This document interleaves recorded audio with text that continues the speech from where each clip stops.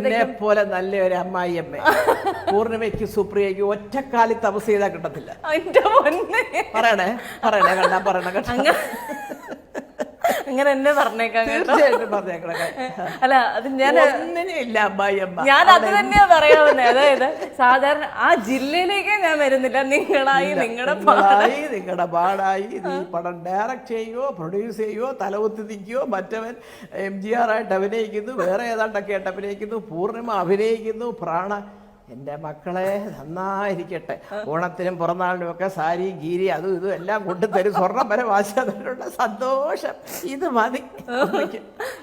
അല്ല അത് ഒരു മനഃപൂർവ്വമായിട്ട് എടുത്ത തീരുമാനമായിരുന്നോ? കുട്ടികൾ അവരുടേതായ അതെ. എന്താ വെച്ചാൽ പണ്ടും സുഖേട്ടൻ എപ്പോഴും അത് എനിക്ക് എൻ്റെ രണ്ട് മക്കൾക്കും അറിയാം. സുഖേട്ടൻ എപ്പോഴും പറയും ആൺപിള്ളേരാണ്, അവരുടെ വഴിക്ക് വിട്ടേക്കണം, ചുമ്മാതെ ഈ പറഞ്ഞ എൻ്റെ വിട്ട് എന്തിനാ നിനക്ക് ജീവിക്കാനുള്ളതൊക്കെ ഞാനുണ്ടാക്കും. അത് അത്ര എന്ന് പറയും. പക്ഷേ ഓഫ് കോഴ്സ് എൻ്റെ അച്ഛനും ഇല്ലാതൊന്നും ഞാൻ പറയത്തില്ല. എനിക്ക് എൻ്റെ അച്ഛൻ തരേണ്ടതൊക്കെ തന്നിട്ടുണ്ട്.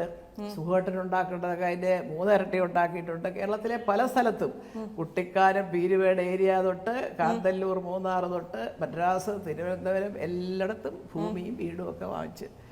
അയ്യോ അത് ഞാൻ എപ്പോഴും പറയുന്നതുകൊണ്ട് പല ഇൻ്റർവ്യൂവിലും ഞാൻ പറയാറുണ്ട്. പെട്ടെന്ന് എന്നെ രക്ഷപ്പെടുത്താൻ വന്ന ഒരു അവതാര പുരുഷനായിരുന്നു സുകുമാരൻ എന്ന് പറയുന്ന വ്യക്തി. ഞാൻ പറയാറുണ്ട് പലപ്പോഴും, സത്യം. അപ്പം അതുകൊണ്ട് അങ്ങനെ ഒരു വിഷമമൊന്നും വലിയതൊന്നും വരില്ല. പിന്നെ സ്വാഭാവികമായിട്ട് മക്കളെ പഠിപ്പിക്കുന്ന കാലത്ത് അദ്ദേഹം കൂടെ ഇല്ലാത്തതിൻ്റെ ചില സ്ട്രെയിനൊക്കെ ചിലപ്പോൾ ഫീൽ ചെയ്യും.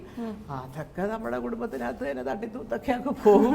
പിന്നെ ഇപ്പം പഠിപ്പിക്കണമെങ്കിൽ ബാങ്കിൽ നിന്ന് ലോൺ കിട്ടുമായിരുന്നല്ലോ, അതൊക്കെ എടുത്തു, അതൊക്കെ അടച്ചു. എല്ലാം ഇപ്പം നല്ല സ്വസ്ഥ ആണ്. ഇങ്ങനെ അവരിൽ നിന്ന് മാറി നിന്ന് അവരുടെ വളർച്ച കണ്ട് സന്തോഷിച്ചാൽ മതി എന്നൊരു തീരുമാനം എടുത്ത് എപ്പോഴെങ്കിലും അങ്ങനെയല്ല. തീർച്ചയായിട്ടും എന്തെങ്കിലും ഒരു ആവശ്യമുള്ളപ്പോൾ വിളിക്കുമ്പോൾ രാജു പടം തുടങ്ങുകയാണെങ്കിൽ അച്ചട്ടായിട്ട് അമ്മേ 17-ാം തീയതി തുടങ്ങുന്നത് പാലായില ഈരാറ്റുപേട്ടയ അല്ലെങ്കിൽ ഇവിടെ അമ്മ പറഞ്ഞ രാവിലെ 8:30-ക്കാണെങ്കിൽ പൂജ എന്ന് വരും അമ്മ എന്നൊക്കെ അത് ചോദിക്കും.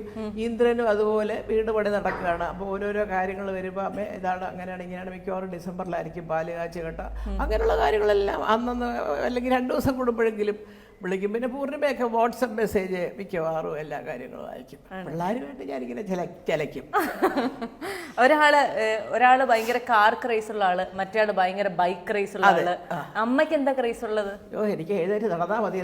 എൻ്റെ പൊന്നു മോളെ, കാർ ക്രൈസ് എനിക്കിത് പേടിയാണ് കാണുമ്പോ. സത്യം ഞാൻ ഇന്ദ്രനോട് ഞാൻ പറയടാ നീ കാറിൽ പോകുമ്പോനെ ചുമ്മാ.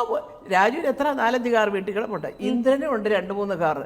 എന്നിട്ട് ഈ ബൈക്ക് വാങ്ങിക്കുക, ഹാഡ്ലി ഡേവിഡ്സൺ അതെടുത്തു. അത് കഴിഞ്ഞ് വേറെണ്ണം, ഇപ്പൊ ടൈഗർ. ഇതിങ്ങനെ വേഷം കെട്ടി ഹെൽമെറ്റ് വെച്ച് ഞാൻ ചോദിച്ചു ഇതെന്തിന്?